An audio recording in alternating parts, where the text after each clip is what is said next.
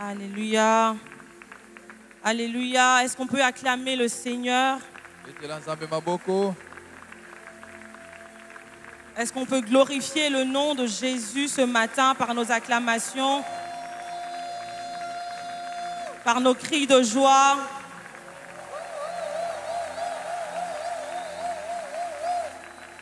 Alléluia, c'est pour lui que nous sommes là.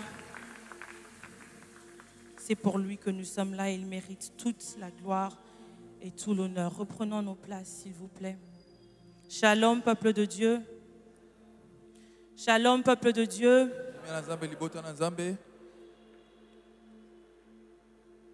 J'aimerais commencer par dire merci au Seigneur pour la grâce qu'il me fait de me tenir ici ce matin devant vous. C'est son choix.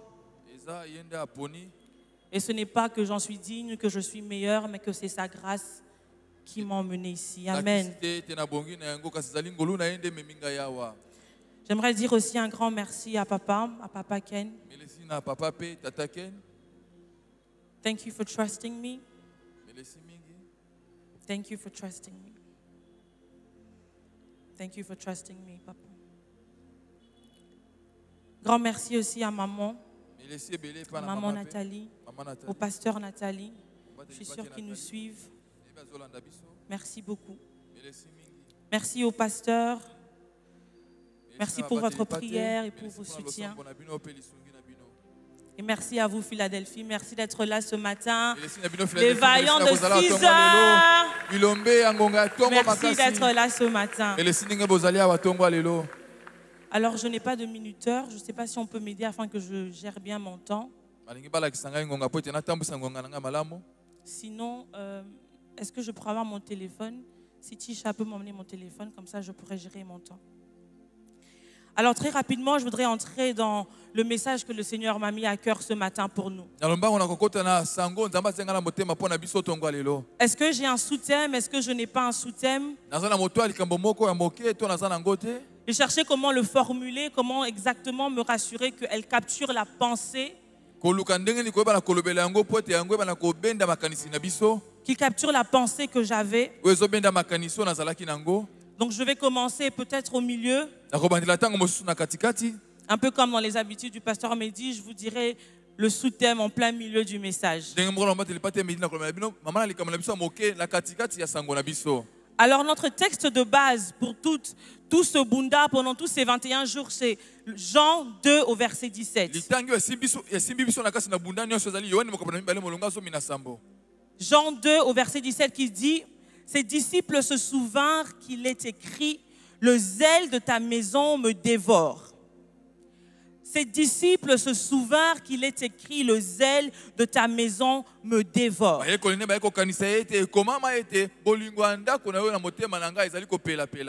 Ici, quand les disciples disent qu'ils se souvinrent, ça m'a intrigué.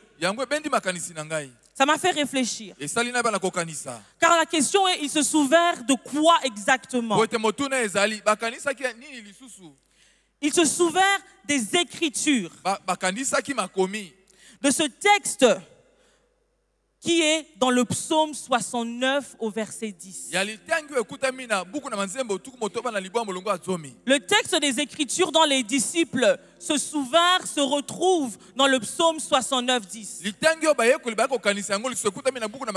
j'aimerais ensemble que nous lisons ce texte, où c'est David qui parle. Et David dit, car le zèle de ta maison me dévore. Et les outrages de ceux qui t'insultent tombent sur moi. Alors permettez-moi ce matin avec vous de faire un peu marche arrière. En disant je fais marche arrière, permettez-moi avant de toucher Jean 2 au verset 17. Permettez-moi de commencer avec vous à Psaume 69 au verset 10. Parce que je voudrais que quand on revient à Jean 2, 17, que l'on ait un peu plus de contexte, une compréhension un peu différente. Alors le psaume 69 de David est écrit dans une phase de sa vie très difficile. David est en train de vivre le rejet. David est en train de vivre loin de tout le monde. David est en train de vivre la persécution. Et c'est pendant cette phase qu'il dit, le zèle de ta maison me dévore et les outrages de ceux qui t'insultent tombent sur moi. David vit un rejet tellement fort qu'il est même rejeté par sa propre famille. Dans le verset 9 du chapitre 69, il dit, je suis devenu un étranger pour mes frères, un inconnu pour le fils de ma mère.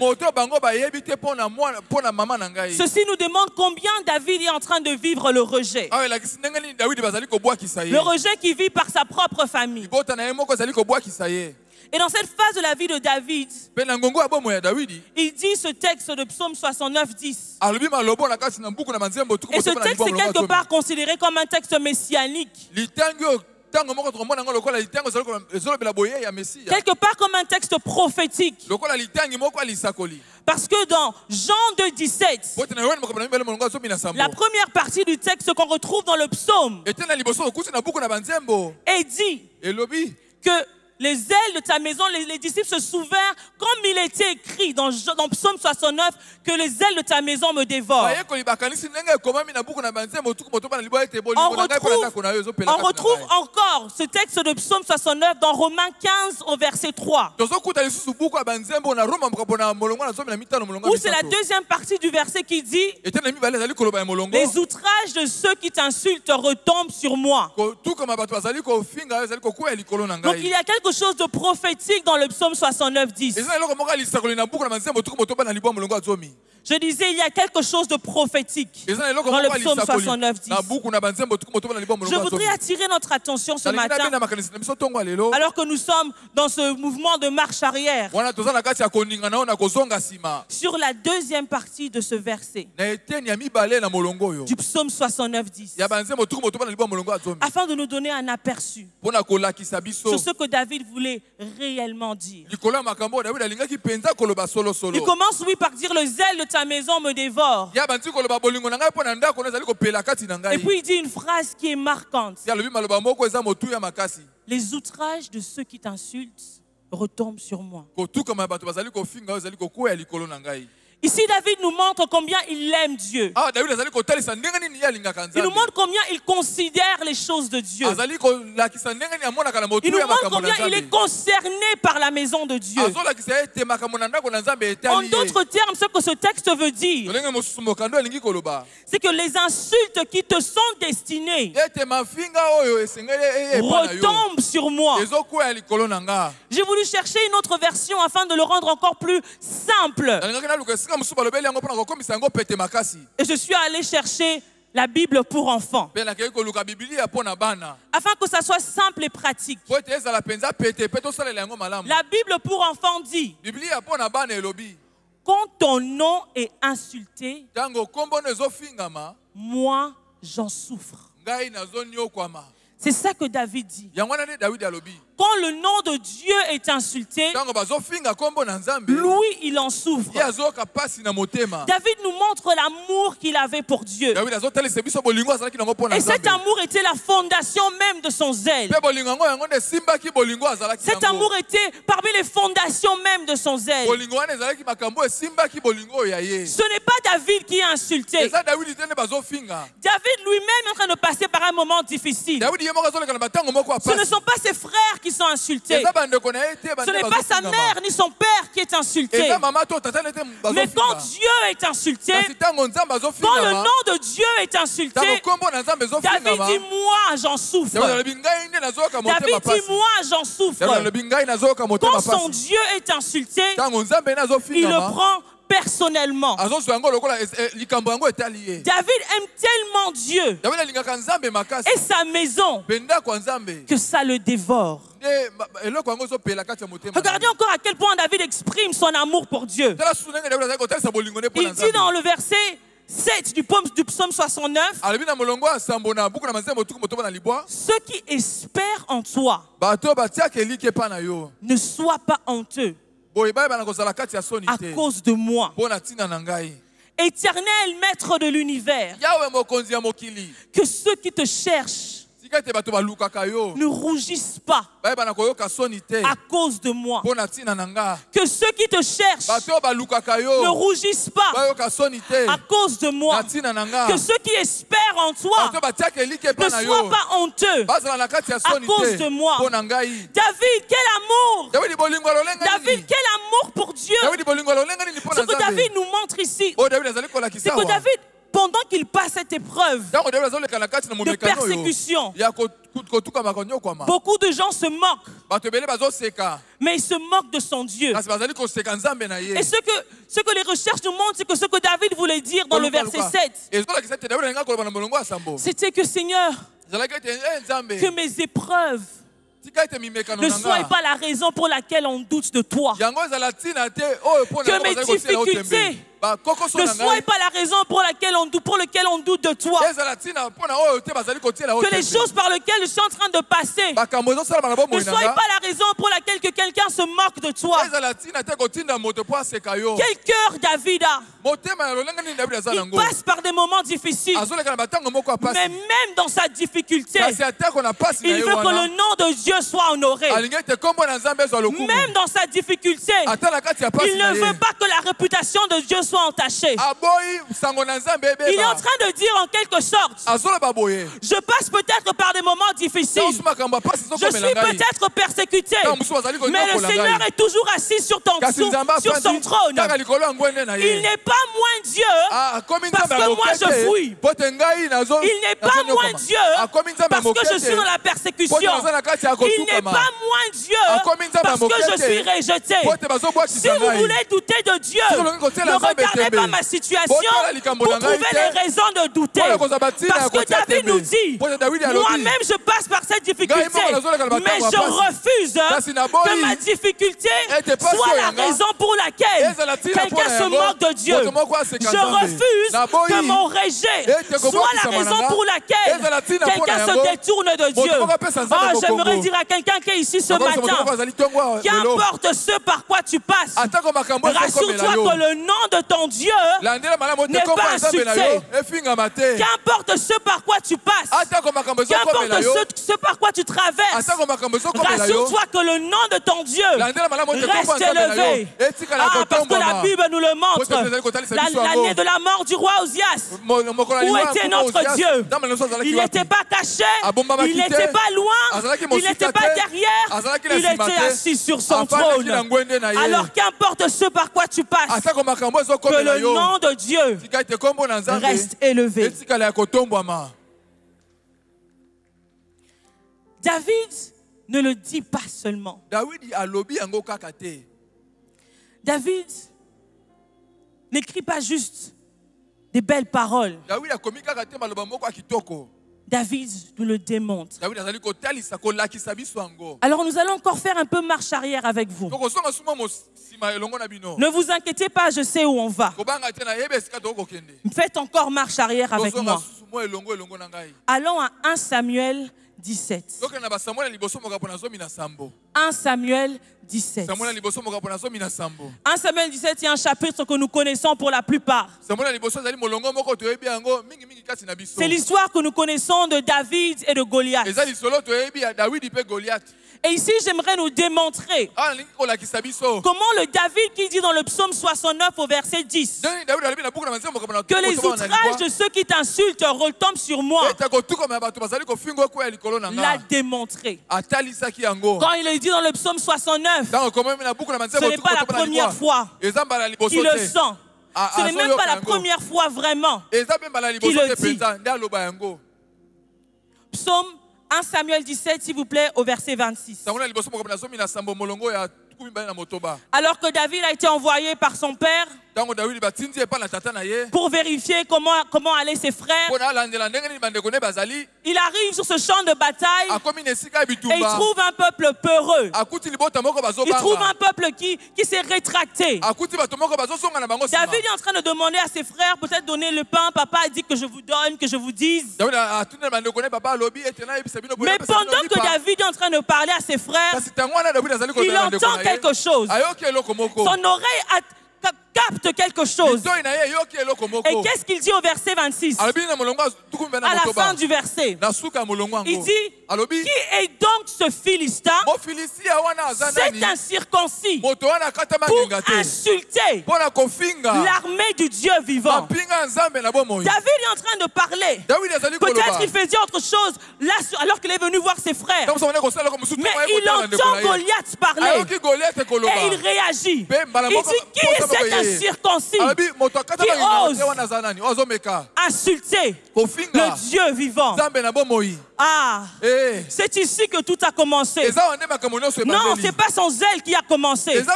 Mais vous constaterez avec moi que quand David a été envoyé par son père, il ne venait pas en se disant: ah ben tiens, je vais voir mon père, je vais voir mes frères, et je sens en moi, aujourd'hui je vais me battre. Je sens il y a un truc aujourd'hui, je vais me battre. Non. David vient pour donner à manger à ses frères et savoir comment ils vont. Mais arrivé là, quand il entend Goliath insulter son Dieu, David réagit. Il n'était pas venu avec l'intention de se battre, mais l'intention de combattre ce Goliath est venue à l'instant où il a entendu: cet homme insulte mon Dieu, cet homme insulte le Dieu vivant. C'est le même cœur que nous voyons dans le psaume 69, 10. Quand il dit: ceux qui t'insultent, ça retombe sur moi. Nous le voyons ici. Et ici, j'aimerais ouvrir une parenthèse pour dire: le zèle de David n'a pas commencé dans le psaume 69, 10. Cet amour qu'il avait pour Dieu n'a pas commencé dans le psaume 69, 10. C'est un amour qu'il avait depuis 1 Samuel 2, 17. C'est un amour qu'il avait depuis 1 Samuel 17, 26. J'aimerais poser la question à quelqu'un ce matin: où est passé ton zèle? Ici, nous voyons le zèle de David qui brave le test du temps. Est-ce que le zèle que tu avais, est-ce que tu l'as toujours? Est-ce que le zèle que tu avais au début pour Dieu s'est-il intensifié ou a-t-il baissé? Est-il devenu plus fort ou a-t-il baissé? Pour David, insulter Dieu était pire que l'insulter lui-même. C'est comme si David veut nous dire: vaut mieux encore m'insulter, je peux laisser. Vaut mieux encore m'insulter, je peux gérer. Son frère lui parle, il ne se bat pas contre son frère. Mais quand il entend son Dieu être insulté, David ne reste pas inactif. David est venu trouver un peuple qui avait peur. Jusqu'à là ne faisait rien, jusqu'à là ne ripostait pas, jusqu'à là ne réagissait pas. Il a fallu qu'un zélé vienne. Il a fallu qu'un zélé pour Dieu vienne sur le champ de bataille pour dire: mais comment vous le laissez insulter Dieu?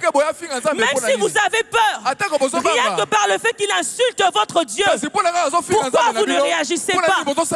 J'aimerais ouvrir une parenthèse ici pour dire à quelqu'un: il y a certaines situations dans ta vie qui sont encore en train de tarder parce que tu n'as pas le zèle, parce que nous ne manifestons pas le zèle. Il y a certaines situations dans nos vies qui sont comme un peu cette armée d'Israël qui est là, qui regarde, qui tremble, qui a peur.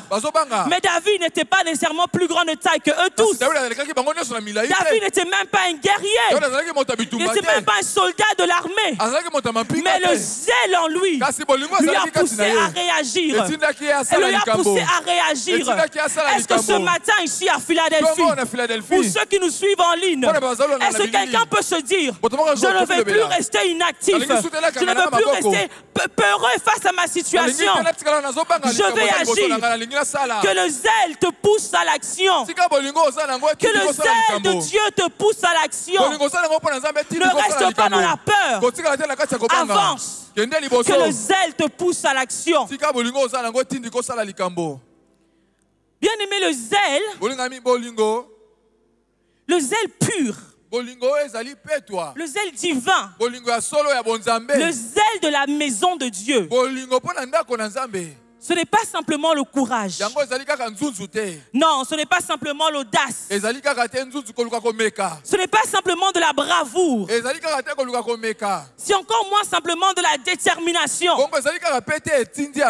Non, le zèle pour Dieu, c'est une flamme que seul Dieu intensifie. Que seul Dieu intensifie. Regardez avec moi. Comment un berger...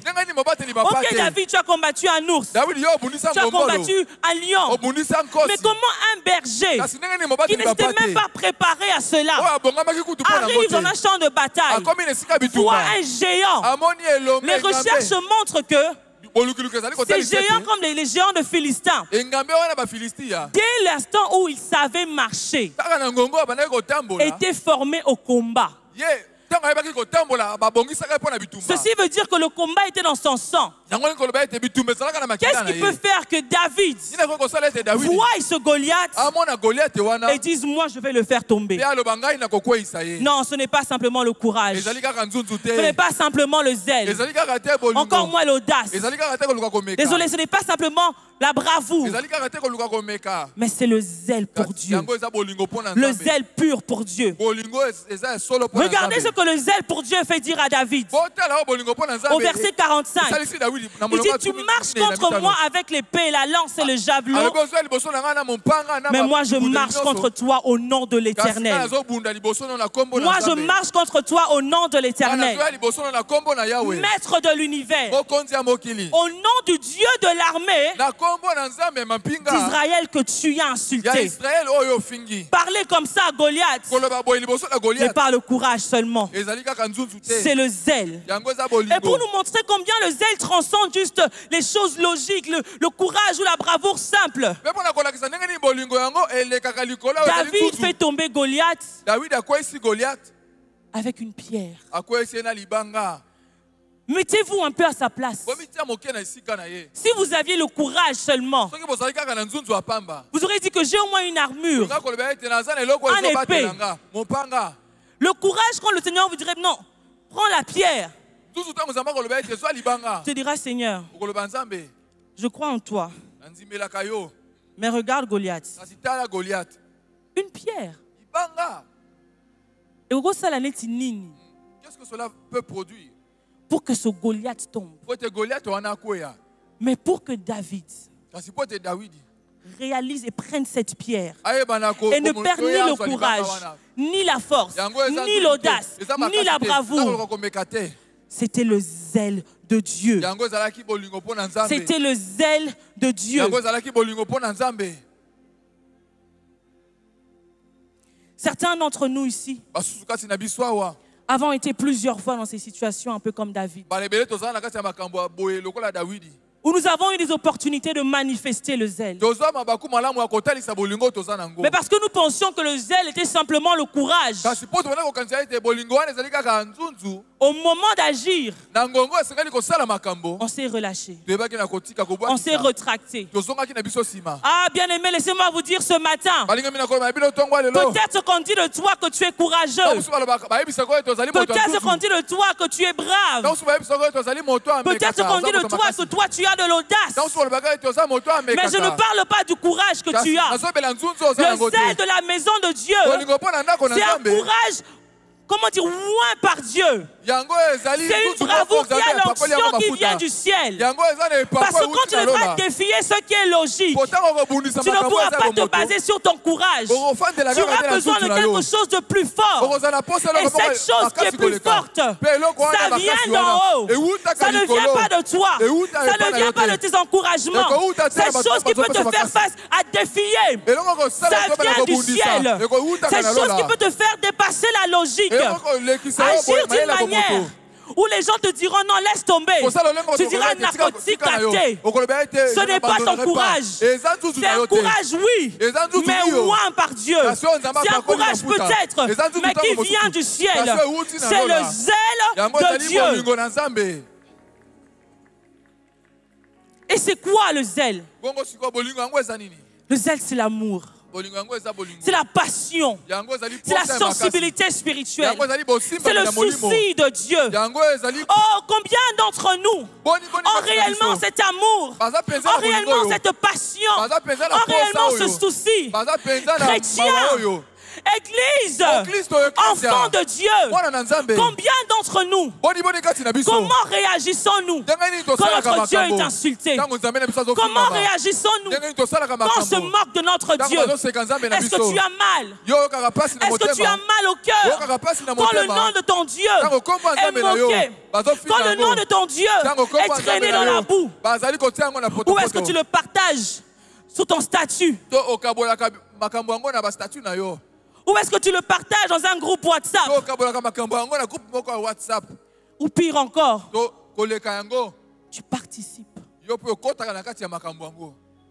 Le nom de ton Dieu est en train d'être moqué. On dit en tout cas Bino Penza. Bana Philadelphie vraiment. Le nom de votre Dieu. Et tu mets un emoji, tu rigoles. Tu mets un emoji pour dire hein, vraiment. Est-ce que tu as mal quand le nom de ton Dieu est insulté?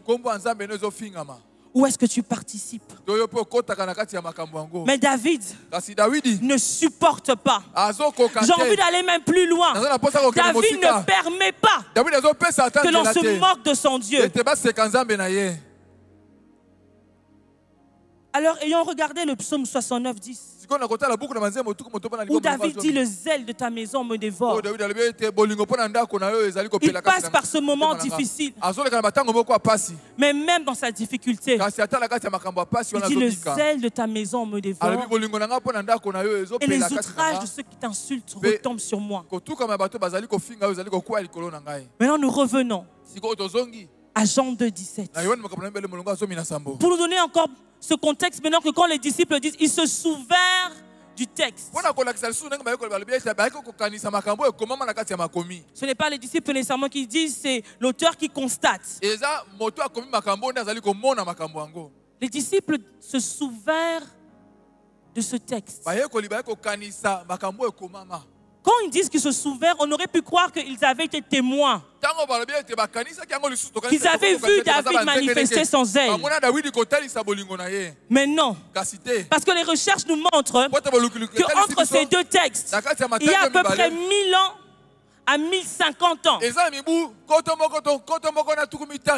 À peu près 1000 ans et 1050 ans séparent ce texte. Mais les Israélites avaient ce don de communiquer. De génération en génération, on communiquait pour se rassurer que l'histoire ne se perde pas. Quand les disciples voient le Christ, et la Bible dit, ils se souvinrent. Au fait, le texte qu'ils savaient, le texte qu'ils connaissaient, maintenant devant leurs yeux, avait pris vie. Ce n'était plus que des paroles. Ils ont vu. C'est quoi être dévoré par le zèle? Ce n'était pas qu'une histoire qu'on les avait racontée. Ils ont vu de leurs propres yeux. Ah, ici encore, j'aimerais déclarer que les paroles que tu connaisses prennent vie dans ta vie. Que les paroles que tu as lues, que ça prenne vie. Que ça quitte simplement le texte, mais que l'on te voie et qu'on voie cette parole parole prendre vie, que l'on voit cette parole prendre chair. Les disciples, quand ils ont vu et ont constaté le zèle de sa maison le dévore, ils ont dit non, on avait entendu parler de ce texte, mais là on voit, c'est ça être dévoré. Oh, je prie que dans ta vie, ce que tu as lu, ce que tu as vu, un peu comme la sœur Jéréval avait dit hier, que ça prenne vie, que ça prenne vie, que ça quitte les Écritures et que ça soit toi, que tu sois maintenant la manifestation de ce texte. Est-ce que quelqu'un dit Amen? Et ce zèle que le Christ a manifesté, c'était le zèle dans sa forme la plus pure. C'était le Fils de Dieu lui-même. C'était le Fils de Dieu lui-même. David le dit et le manifeste. C'est déjà puissant. Mais quand le Christ le manifeste, c'est un zèle d'une autre dimension. C'est un zèle pur, car c'est le Fils de Dieu lui-même. Le Christ entre et voit le marchand dans le temple. Lui, il entre. Il ne voit pas simplement un bâtiment. Il ne voit pas simplement un monument. Le Christ entre et il entre dans la maison de son Père. Jean 2 au verset 16. Le Christ dit, enlevez cela d'ici. Ne faites pas de la maison de qui il dit, de la maison de mon Père, de la maison de mon Père, une maison de commerce. Regardez la dimension à laquelle le Seigneur s'attache à cela. Il dit, ne faites pas de la maison de papa. Ce n'est pas seulement un temple, c'est la maison de papa. Ce n'est pas simplement une adresse, c'est la maison de mon Père. Il réagit en tant que fils en disant, ne faites pas de ce lieu. Si pour vous ce lieu ne symbolise rien, pour moi c'est la maison de mon Père. Oh peuple de Dieu, que pensons-nous quand nous venons en ce lieu? Oh, je vais à Philadelphie. Oh, je vais à la parole éternelle. C'est juste une adresse. C'est juste un lieu. C'est juste du ciment, du sable. C'est juste un bâtiment. Ou c'est la maison de Dieu pour nous? Ou c'est la maison de papa? Oh, peut-être quand je parle, vous direz, Rohan, je considère la maison de Dieu. Mais j'aimerais nous donner un exemple simple. Un exemple pratique. On doit nous faire toute une vidéo. Les gens doivent s'asseoir, trouver les acteurs, pour nous faire toute une vidéo, pour nous dire dans le temple de Dieu, s'il vous plaît peuple de Dieu, ne jetez pas les ordures par terre, mais jetez-les dans la poubelle. Dans la maison de Dieu, on doit nous rappeler de ne pas jeter les ordures par terre, mais les jeter dans la poubelle. Est-ce que dans nos maisons, nous jetons les ordures par terre? Est-ce que dans nos maisons, nous pouvons jeter et dire Bakolokota? Alors pourquoi dans la maison de Dieu, il faut qu'on nous fasse une vidéo pour nous rappeler que c'est la maison de Dieu, que ce lieu est sacré, que ce lieu est sacré et qu'on ne peut pas jeter par terre? Le pasteur Charlie vient de parler. Dans la maison de Dieu, on se dispute pour des places. On se dispute pour les chaises. Dans la maison de Dieu. Allô?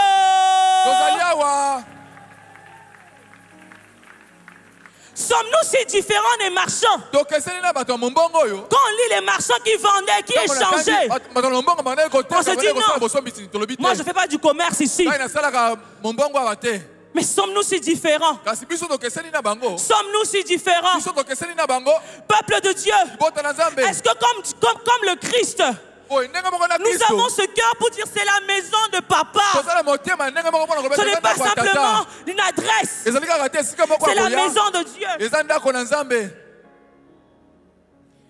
Quand le Christ chasse les marchands, Tango Kristo abengani bateki. plusieurs d'entre nous Batebele kati na biso. pensons que c'est de la colère, Donc organiser ete ezali c'est de la kanda. rage. Yango ezali kanda ya Ah makasi. non, peuple de Dieu, Ete libota na c'est Nzambe. l'amour. Yango eza bolingo. L'amour qu'il a pour son Dieu, Bolingo azali yango mpo na l'amour Nzambe qu'il na a ye. pour son Père, Bolingo azali yango mpo la na tata na passion ye. qu'il a pour son Père. Bolingo azali yango Il mpo na tata na ye. arrive et Akomi. il voit les marchands Pe amoni et il les bateki. chasse. Pe abengani bango. Regardez les similarités. Botela Un makambo peu eza comme kokokana. David, Ndenge moko na Dawidi. qui n'avait pas calculé de se battre. Abongisaka Il te n'avait pas abunda. calculé d'aller au combat. Abongisaka te akende na bisika Le ya bitumba. début de Jean 2, Ebandela wani makambo na Christ mibale. fait le miracle de Cana où il Kristo change asali l'eau en vin. likambo ya Kana abongoli mai na vino. Après ça, il passe par Capernaum. Sima nango aleki na Kapernaum. Et il va vers Jérusalem maintenant pour la Pâque. Pe ake na Yerusalemi mpo na Pasika. Si je me mets, j'imagine, imaginez avec moi. Soki na mikotisi na bandi Il marchait avec ses disciples. Bana kotambola elongo na bayekoli na Il ye. ne se disait pas, Abana komilobela ah, je vais te. entrer, je vais trouver des marchands. Nakokota kuna na Je vais temple faire un nakokuta fouet. bateki, Je nakosala vais les fimbu, chasser. nakobenga na bango. Mais quand il arrive, Kasi ntango akomi, à l'instant où il voit les marchands, ntango ngo amoni il n'a bateki. pas calculé Abongisaki de makambo yango chasser te. ni de Abengana. renverser. To abalusa Mais le biloko. zèle de la maison de Dieu le Kasi dévore. bolingo na ye mpo na ndako na À Nzambe l'instant où na il voit les motema na ye. marchands, Ntango amoni il bateki. chasse. Il dit, Abengani. qu'est-ce que vous faites? Alui, bozosala Qu'est-ce que nini vous awa? faites? Bozosala C'est la nini? maison de mon Père. Eza ndako ya Ne tata na faites nga. pas de ce lieu Bozala na esika une oyo te. place de commerce. Esika ya mombongo. Oh Jésus. Entre le moment, la parole de Dieu dit, il a créé, il a pris une corde, en fait, il a fabriqué une corde.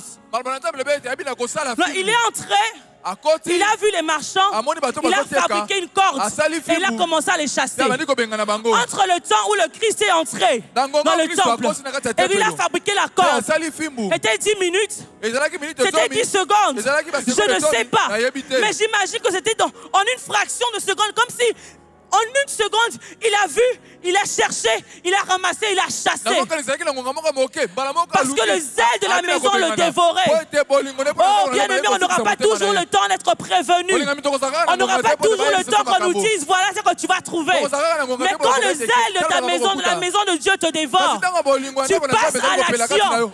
Tu n'as pas besoin qu'on te dise. Tu n'as pas besoin qu'on t'explique. Quand le zèle de la maison de Dieu te dévore, face à une certaine situation, dès que tu arrives, tu trouves une situation, tu dis, ah, pas de la maison de mon père, je chasse, j'enlève, je déracine, sortez loin d'ici. Tu arrives chez toi, dans ta maison, tu trouves une situation, tu n'attends pas d'appeler toujours, tu n'attends pas de consulter toujours.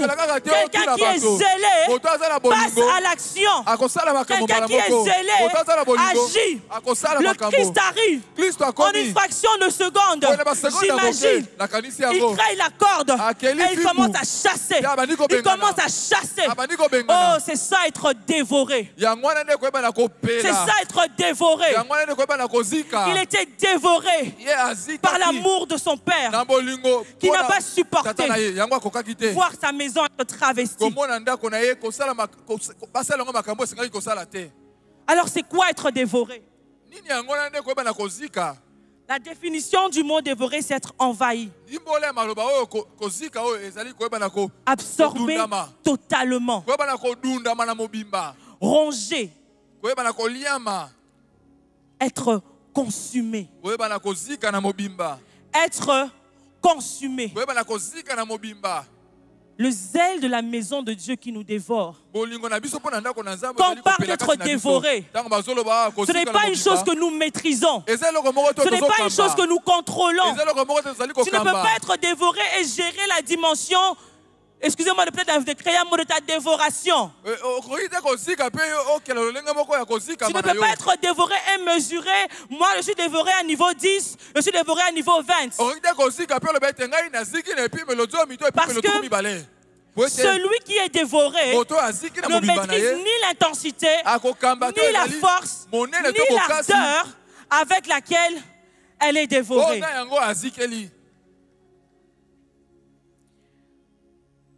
Il y a dévoré dans deux sens.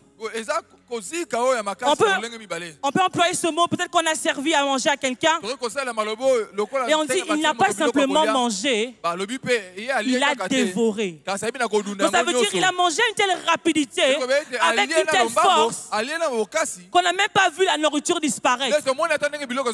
Ou bien parfois ça s'emploie quand on dit cette maladie le dévore petit à petit. Ça veut dire que de l'intérieur, quelque chose est en train de se passer qui dépasse son contrôle, qui dépasse son calcul, mais qui se fait voir.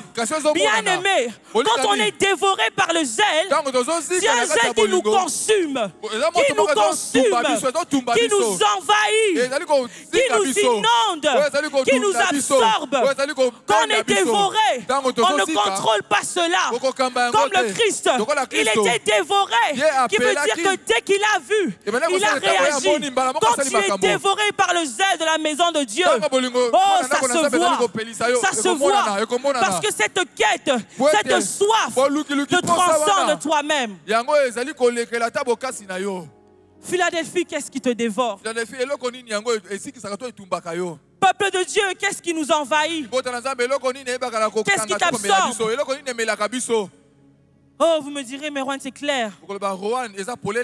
Je suis venu ici à 5h30. Je suis dévoré par le zèle de la maison de Dieu. J'ai pris ma moto.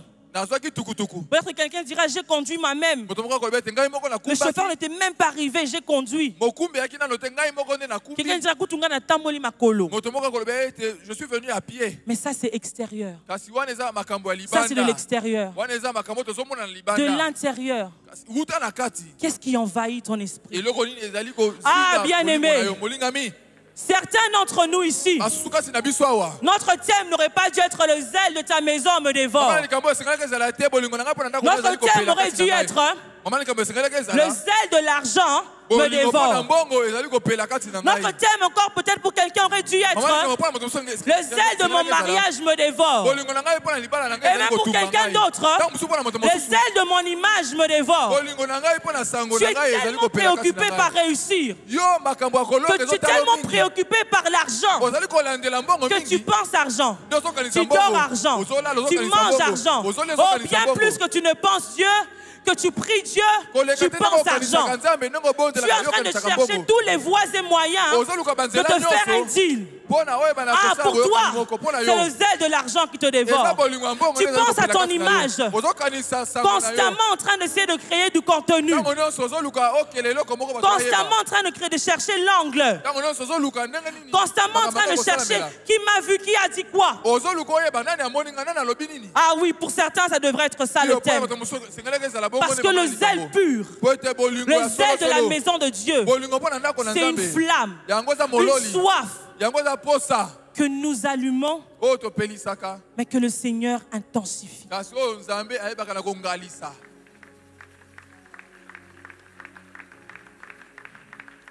Regardez ce zèle de Daniel 3. Shadrach, Meshach et Abednego face au roi de Nebuchadnezzar.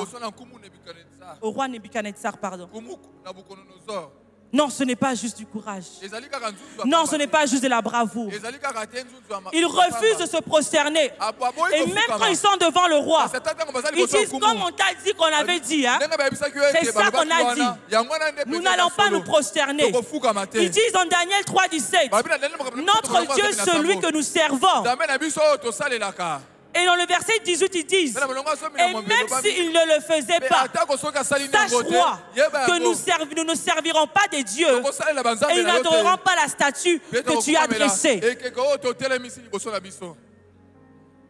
Regardez ce zèle. Vous savez, même le plus courageux, face à une fournaise ardente, va se retracter. Même le plus brave, face à cette chaleur, vous savez comment c'est. Même seulement quand on fait de la braise, même quand on prépare seulement la chose sur laquelle Totumbaka, à distance, on sent la chaleur. Maintenant, imaginez cette fournaise. Ils s'approchent et ils disent, il peut nous délivrer. Mais même s'il ne le fait pas, nous n'allons pas trahir notre Dieu. Là, c'est le zèle. C'est au-delà du courage. C'est bien plus que de la bravoure. Et ici, j'aimerais ouvrir une petite parenthèse et nous dire, le zèle pur, le zèle de la maison de Dieu fait peur à ceux qui te contestent. Vous direz, mais ça sort d'où? Les recherches montrent que le roi Nebuchadnezzar a demandé que l'on réchauffe la fournaise 7 fois. Certains disent que c'était parce qu'il voulait montrer qu'il a le pouvoir. D'autres disent que c'était pour effrayer Shadrach, Meshach et Abednego et les pousser à changer d'avis. Mais il y a une troisième pensée. Il a regardé Shadrach, Meshach et Abednego. Elle dit, mais ces petits sont trop calmes. Ils sont devant moi, mais ils ne changent toujours pas d'avis. Je leur dis la fournaise ardente, mais ils ne changent toujours pas d'avis. Il regarde, il se dit, bon, peut-être que Bazolo va être solo. Bon, chauffeur, on a nous plus. Comme ça, si jamais ils disent la vérité, à ta chaleur, on a un collègue. Et tout le monde na bango. Ah, laissez-moi vous dire que le zèle pur fait peur. Le zèle pur fait trembler. Le zèle pur fait trembler. Ah, des fois, les situations s'intensifient. Mais c'est parce que la personne regarde ici, je le menace, mais il est trop calme. Je le menace, mais il garde sa position. Il ne flanche pas. C'est qu'il a quelque chose. C'est qu'il a quelque chose. C'est qu'il a quelque chose. Ah, bien-aimé, est-ce que ton zèle peut faire peur à l'ennemi? Est-ce que ton zèle peut faire trembler l'ennemi? Est-ce que face à des situations, l'ennemi peut dire, mais elle est trop calme. Je lui ai donné plusieurs raisons de se rétracter, mais qui constate, elle a quelque chose. Quand le roi Nebuchadnezzar dit après l'Éternel est Dieu, déjà dès l'instant il avait dû réchauffer la fournaise.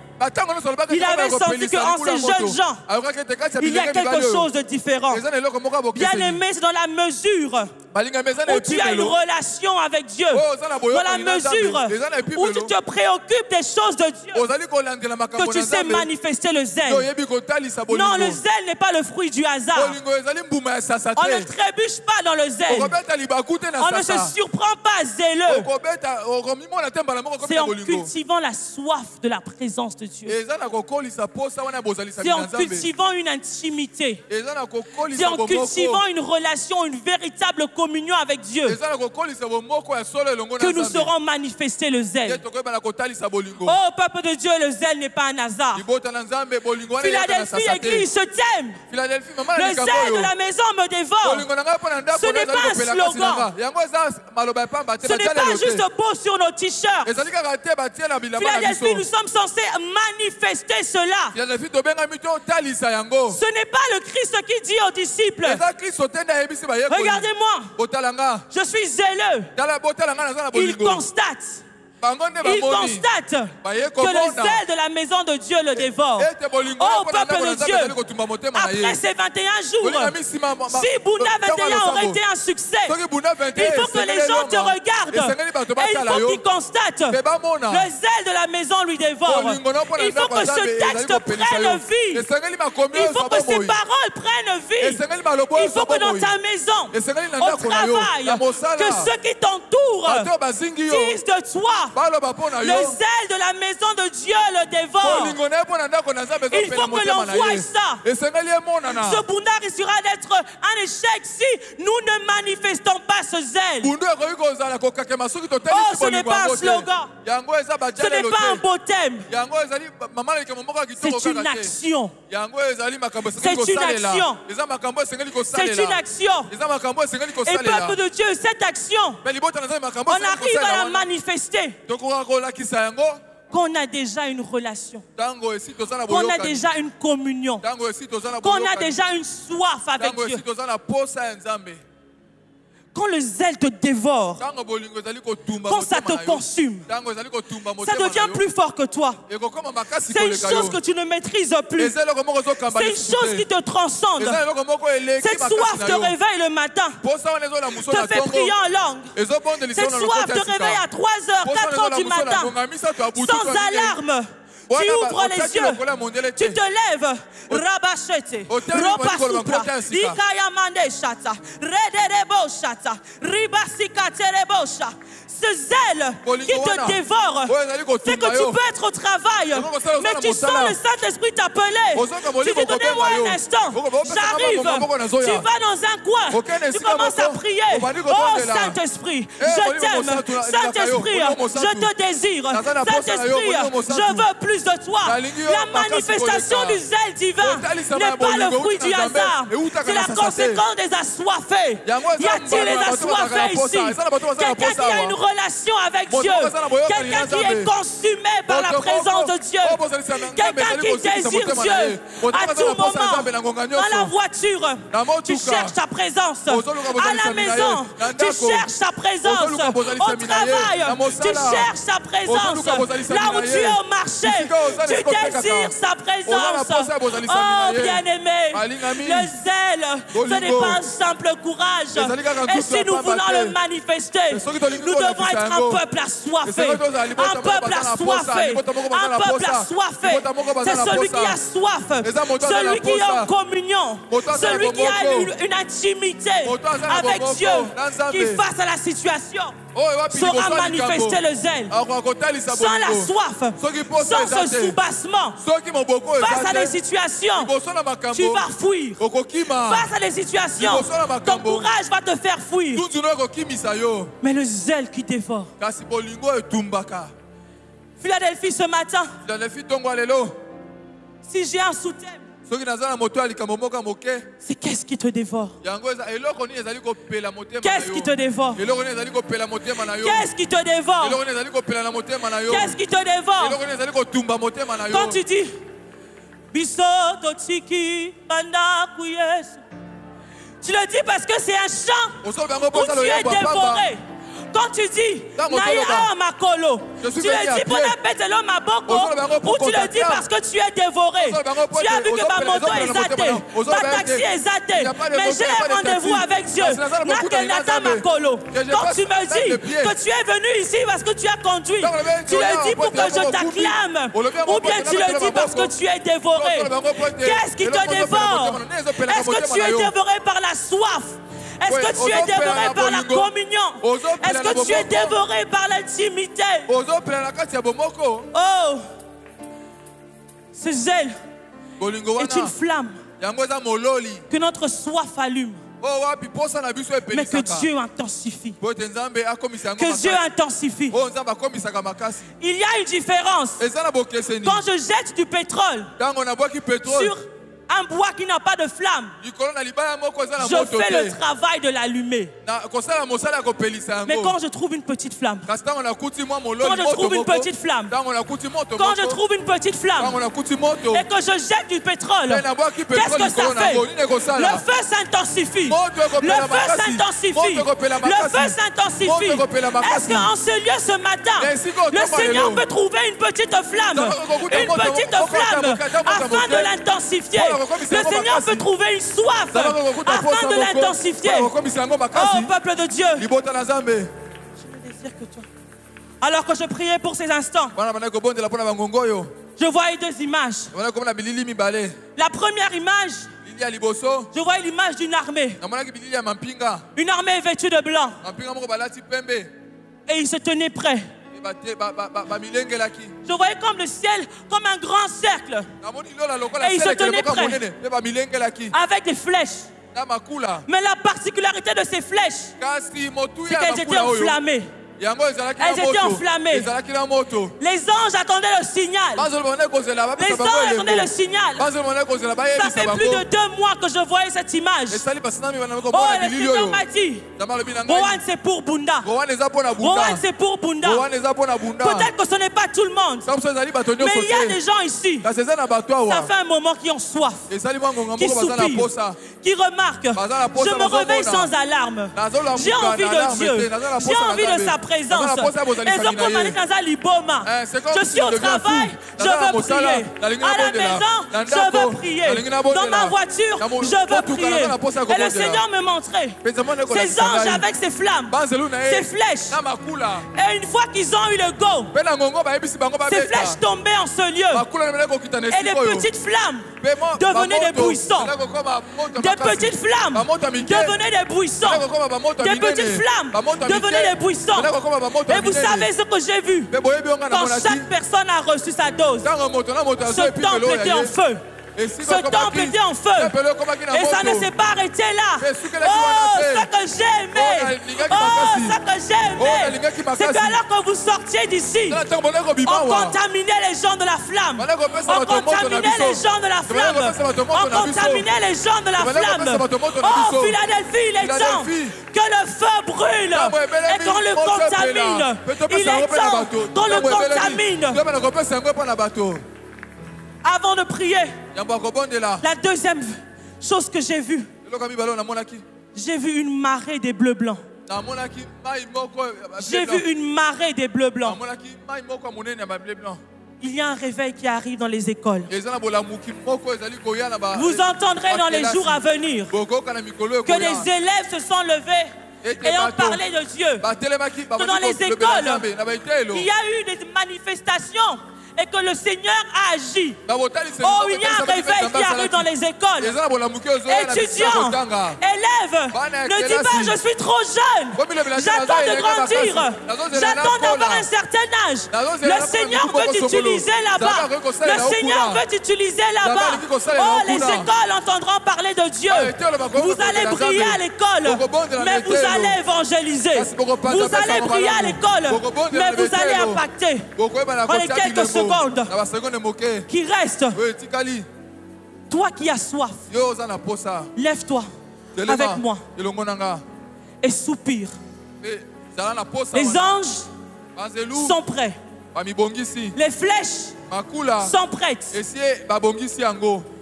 Et il y a des gens sur qui ça doit tomber. Ce matin, ne te dis pas il est 6 heures. J'ai ma tenue. Je dois aller au travail. Il y a une portion du ciel pour toi. Si tu avais cette petite flamme, elle va devenir un buisson. Si tu n'avais rien, alors désire. Dis Seigneur, je veux avoir soif de toi. Oh, un assoiffé élève sa voix. Un assoiffé élève sa voix.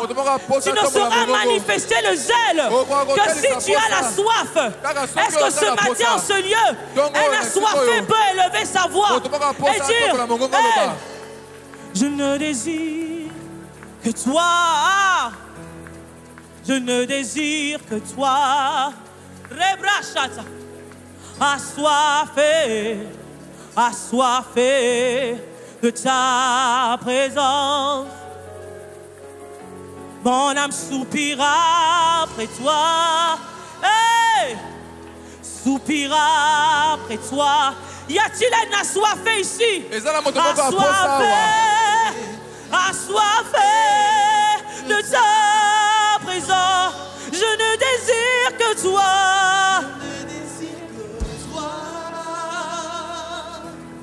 Je ne désire assoiffé,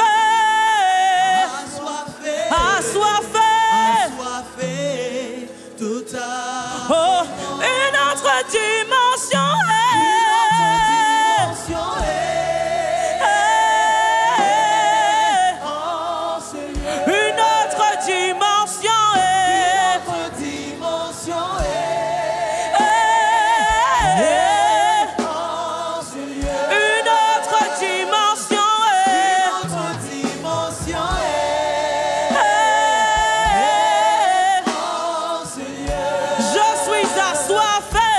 Je suis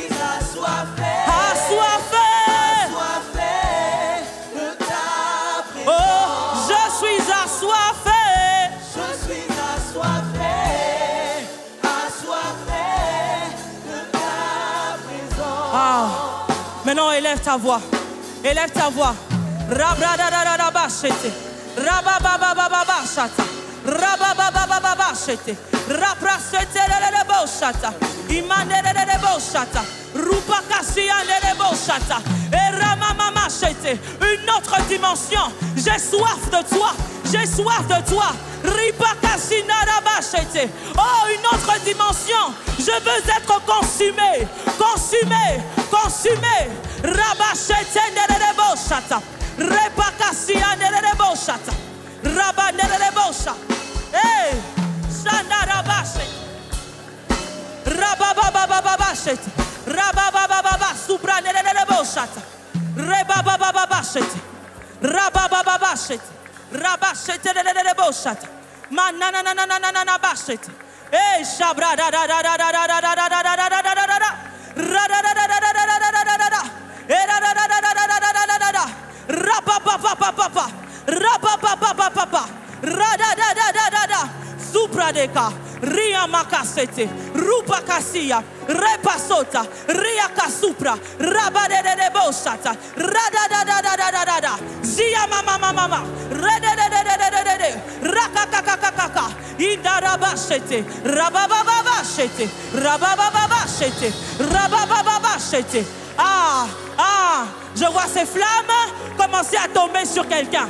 Je vois ces flammes commencer à embraser quelqu'un. Je vois ces flammes commencer à embraser quelqu'un. Je vois ce feu qui commence à ma gauche. Je vois ce feu qui tombe. Je vois ce feu qui tombe.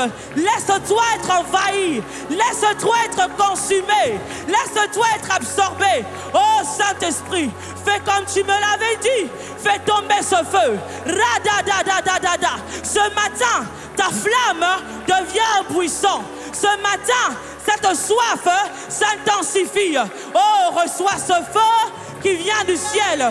Reçois ce feu qui vient du ciel. Reçois ce feu qui vient du ciel. Oh, les anges ont lâché les flèches. Elle embrase. Elle embrase. Le son des instruments vont baisser. Le son des instruments vont baisser. Ah, reçois. Reçois. Reçois ce feu. Tu le sens, ça commence en tes pieds. Tu sens que ça brûle. Tu sens que ça brûle. Ça ne sera pas seulement par parole. Tu le sentiras. Tu le sentiras dans ton corps. Reçois ce feu. Reçois ce feu. Radadadadabashete. Rababababashete. Oh, reçois-le. Reçois-le. Nous allons garder silence. Et nous allons lever nos mains. Je vois une cruche pleine d'huile. Une cruche pleine d'huile qui est en train d'être déversée ce matin. Est-ce que tu peux recevoir ce qui vient du ciel?